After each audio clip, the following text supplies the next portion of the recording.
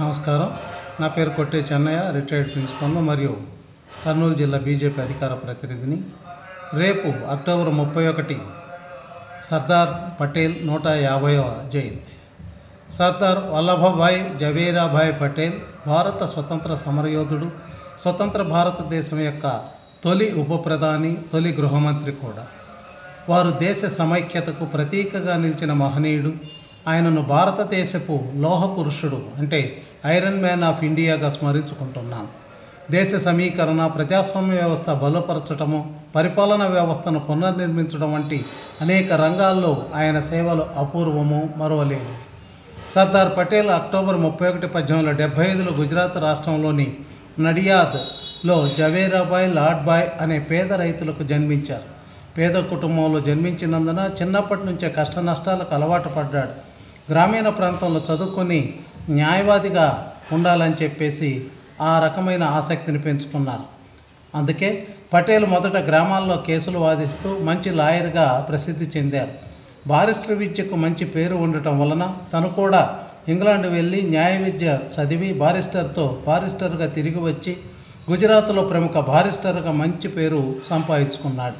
న్యాయవాదిగా ఆయన ధైర్యము, ప్రజా సమస్యలపై న్యాయపరమైన పోరాటము కారణంగా ప్రజల్లో ఆయనకు మంచి ఆదరణ లభించింది. పటేల్ బారిస్టర్ ప్రాక్టీసు మంచి ఉచ్చదశలో ఉండగా మహాత్మా గాంధీజీ పిలుపు మేరకు స్వతంత్ర ఉద్యమంలో దిగారు. 1928లో బ్రిటిష్ వారు భూమిపై పన్నులు పెంచినప్పుడు బార్డోలీలో రైతులతో పాటు పటేల్ ఈ ఉద్యమానికి నాయకత్వం చేపట్టారు. ఉద్యమం విజయవంతం కావడంతో మహిళలు, రైతులు ఆయనను ప్రేమతో, గౌరవంతో సర్దార్ అని పిలిచేవారు. బార్డోలీ సత్యాగ్రహం పటేల్ జీవితంలో గొప్ప మలుపు తిప్పింది. ఆయన పేరు దేశమంతా మారుమ్రోగిపోయింది. దానితో జాతీయ నాయకుడిగా గుర్తింపు వచ్చింది. సర్దార్ పటేల్ సహాయ నిరాకరణ ఉద్యమం, ఉప్పు సత్యాగ్రహము, క్విట్ ఇండియా ఉద్యమం ప్రజలతో మమేకమై వారిలో జాతీయ స్ఫూర్తిని ప్రేరేపించి ఈ ఉద్యమాల్లో కీలక నేతగా, జననేతగా, శక్తివంతమ నాయకుడిగా ఎదిగారు. 1947 స్వతంత్రం వచ్చాక దేశం చాలా క్లిష్ట పరిస్థితులలో ఉన్నది. బ్రిటిష్ వారు స్వతంత్రం ఇచ్చిపోతూ ఇండియాను, పాకిస్తాన్, ఇండియాని 2 దేశాలకు విభజించి అప్పుడు అనేక మత ఘర్షణలు జరిగాయి.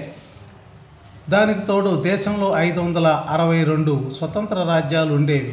వారిని కూడా మీకు ఇష్టమైతే స్వతంత్రంగా ఉండవచ్చు, లేదా పాకిస్తాన్లో కానీ భారత్లో కానీ చేరవచ్చు అని మరో వివాదం పెట్టి వెళ్ళిపోయారు.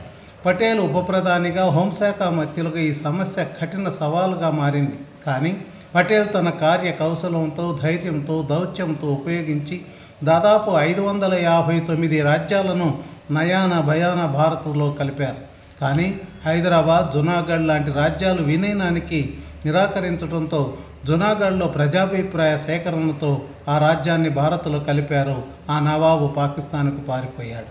హైదరాబాద్ నవాబును ఆపరేషన్ పోలో అనే సైనిక చర్యతో 1948 సెప్టెంబర్ 17న హైదరాబాదును భారత్లో కలిపారు. అందుకే ఆయన్ను ఏకీకరణ శిల్పి అంటారు, అంటే ఆర్కిటెక్ట్ ఆఫ్ యునైటెడ్ ఇండియా అని.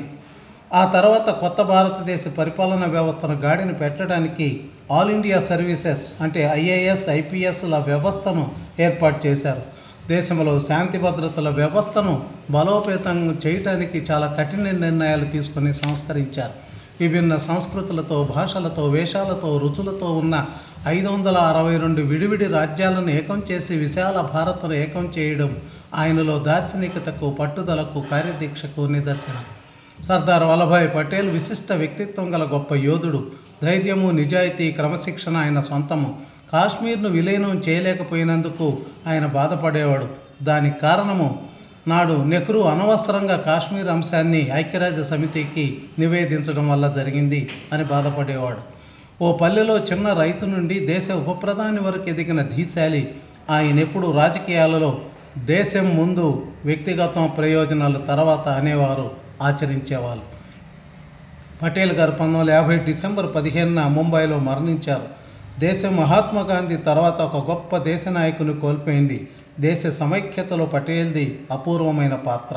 అందుకే నరేంద్ర మోడీ అధికారంలోకి వచ్చాక వారి సేవలను గుర్తించి వారికి ఒక స్మారకం నిర్మించాలని 182 మీటర్ల ఎత్తైన, ప్రపంచంలో అతి ఎత్తైన స్టాచ్యూ ఆఫ్ యూనిటీ అని పటేల్ విగ్రహాన్ని నిర్మించారు. ఇది పటేల్ దేశ సేవకు నిలిచిన స్మారకం. సర్దార్ కేవలం నాయకుడే కాదు, దేశ సమైక్యతకు మూలస్తంభం. స్వతంత్ర భారతదేశం ఒక దేశంగా నిలబడటానికి ఆయన చేసిన సేవలు భారతీయులు ఎప్పటికీ మరవలేరు. అందుకే వారిని స్మరించుకుంటూ వారి 150వ జయంతిని ఘనంగా జరుపుకుందాం. జై హింద్.